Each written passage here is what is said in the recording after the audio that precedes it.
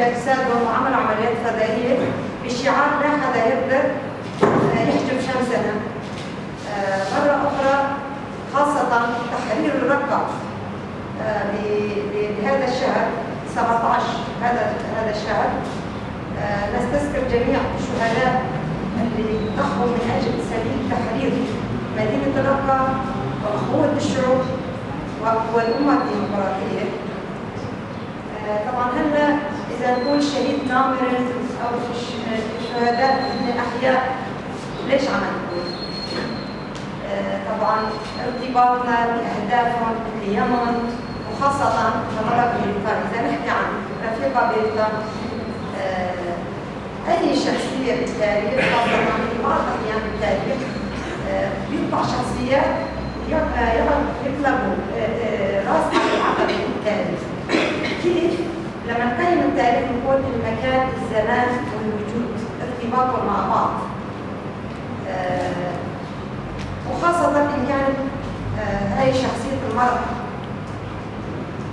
بتشوف ضد الذهنية السلطوية البطريقية، الذهنية الدكتورية.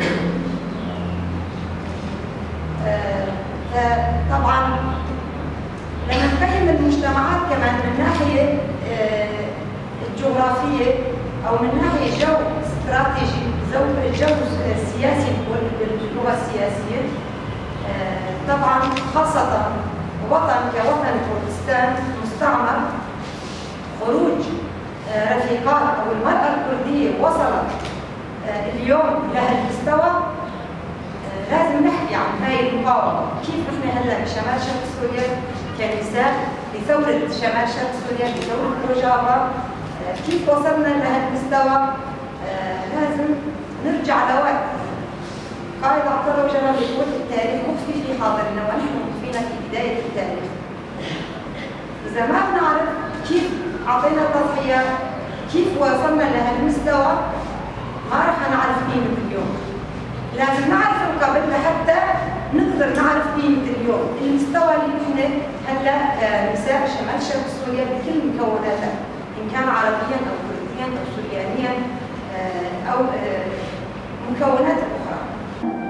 ولا داعي لها أي انتباه في تلك الأيام، على الرغم من أنها لا تتمتع بمعرفة قوية، إلا أنها تظهر في ملابسها وحياتها وعلاقاتها على شكل فريد، وتسمى بأن تمرد في الجامعة. بريطانيا لن تقبل أبدا بحياة من أهداف واضحة، كتبت إلى صديقتها في مذاكرتها أثناء مدرسة الثانوية: ستعرفينني الهوية بهذا الشكل، ولكن هل هذا سيكون كافيا لتفهمينني؟ هل سيعرف عامل في فيتنام مدى حبي للون الأخضر؟